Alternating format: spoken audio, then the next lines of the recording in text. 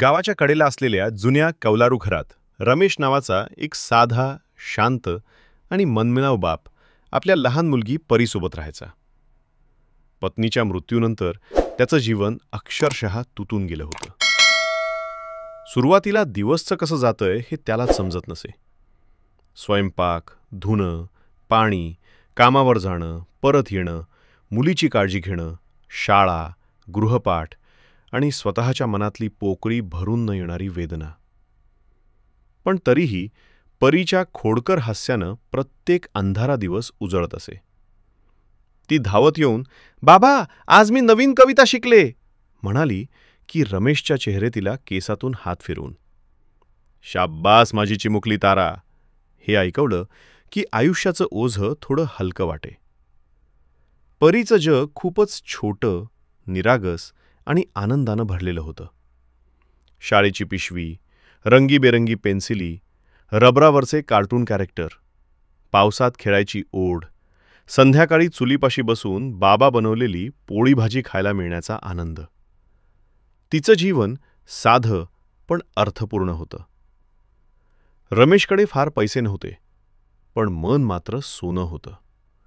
त्याने परीला तेवढं प्रेम दिलं जसं एखाद्या आईवडिलांचा दोघांचाही प्रेम एकाच व्यक्तीमध्ये एकवटलं जातं.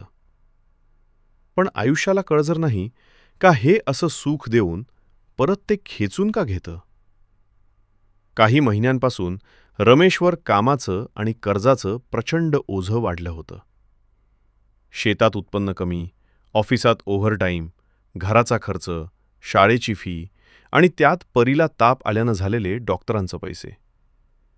तो सतत तणावाखाली होता. पण मुलीसमोर त्याने कधी चेहरा पडू दिला नाही. तिच्या आनंदासाठी स्वतःच्या चिंता मनातच बंद करून ठेवत होता. पण त्या काळजातल्या काळोखामुळे तो दिवसेंदिवस अस्थिर, विचलित, तणावग्रस्त होत चालला.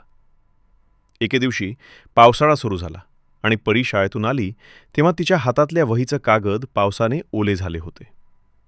ती हसत म्हणाली, "बाबा, आज मी पावसात चालत आले, किती मज्जा आली." पण रमेश चिंतेत होता, कारण त्या दिवशी त्याच्या हातात सरकारी नोटीस आली होती. घराच्या मागचा जमिनीतला हिस्सा गैरहजेरीमुळे तपासात होता. मनातल्या चिंतेने तो हादरला, पण मुलीला काहीच सांगितलं नाही. त्या रात्री तो उशिरापर्यंत कंदिलाच्या उजेडात कागद पाहत बसला आणि परी त्याच्या मांडीवर झोपून गेली होती. तिचं छोटंसं चेहरं शांत होतं आणि रमेशच्या मनात विचार आला, या चिमुकलीला काय माहीत मला किती भीती वाटते, किती संकटं आहेत पुढे. तरीही तो स्वतःला सावरत होता, कारण त्याला विश्वास होता की वेदना जितकी वाढते तितकीच माणूस मजबूतही होतो. पण आयुष्य नेहमीच माणसाला एकाच दिशेने नेत नाही. कधीकधी ते एका छोट्या चुकीतून मोठा वादळ तयार करतं. आणि अशाच एका दिवशी रमेशच्या आयुष्याने एक असा वळण घेतला जो त्याने स्वप्नातही विचार केला नव्हता. त्या दिवशी गावात वीज नव्हती. हवा दमट, घरात अंधार, बाहेर मुसळधार पाऊस. आणि रमेश नेहमीप्रमाणे दिवसभराच्या थकव्यानंतर घरात परतला. परी घरातल्या छोट्या दिवट्याजवळ बसून खेळत होती. तिचं लहानसं पाय जवळच्या झाकणाजवळ अडकून, "बाबा," एवढंच म्हणाली. पण रमेश हातातल्या दप्तराकडे बघत कामाबद्दल काहीतरी विचार करत होता. त्याचं लक्ष परीच्या दिशेने नव्हतं. आणि त्या विश्रांतीच्या क्षणी कुणालाही कळलं नसताना एका छोट्या अपघाताची सुरुवात झाली. परी उठून धावत बाबाकडे यायला गेली, पण घरातल्या ओल्या जमिनीवरून तिचा पाय घसरला. काहीही मोठा आवाज नाही, काहीही भयानक दृश्य नाही, फक्त एक गडबड, एक घसरलेली सावली आणि त्यानंतरची शांतता.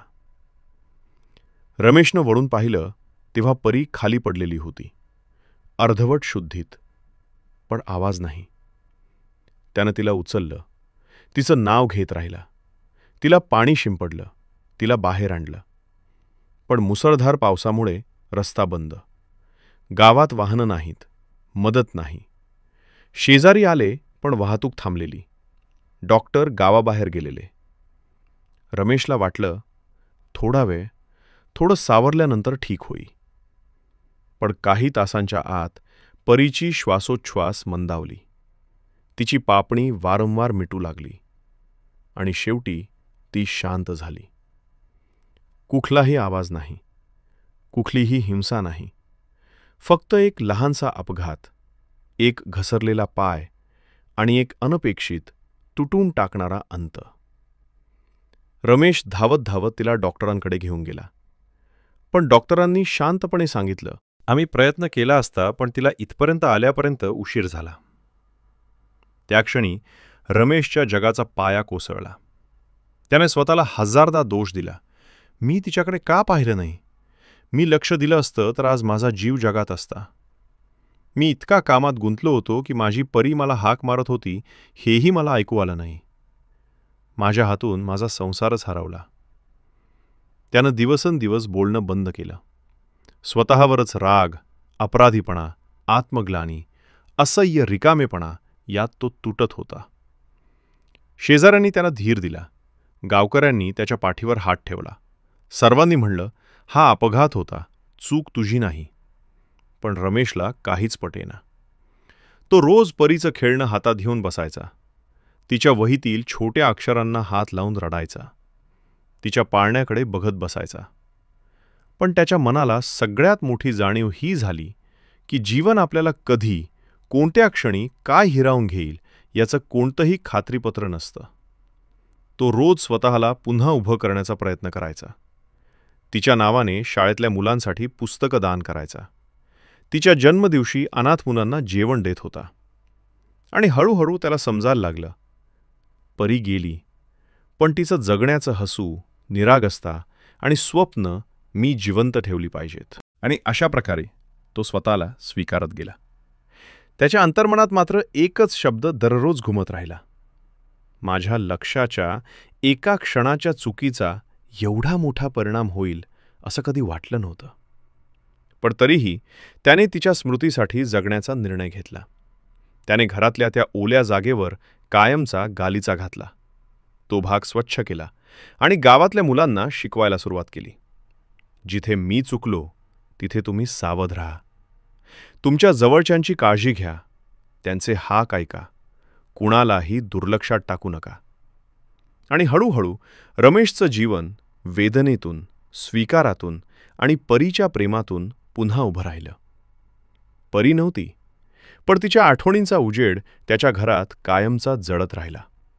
आणि तिच्या स्मृतीने रमेशला शिकवलं की कधीकधी आयुष्य आपल्यावर असा जखम करतं ज्याचा कोणताही उपाय नसतो. पण त्या जखमेवरूनही माणूस पुन्हा उभा राहू शकतो. कारण हरवलेलं प्रेम कधीच नाहीसं होत नाही. ते फक्त रूप बदलतं आणि आपल्याला पुढे चालण्यासाठी शक्ती देतं.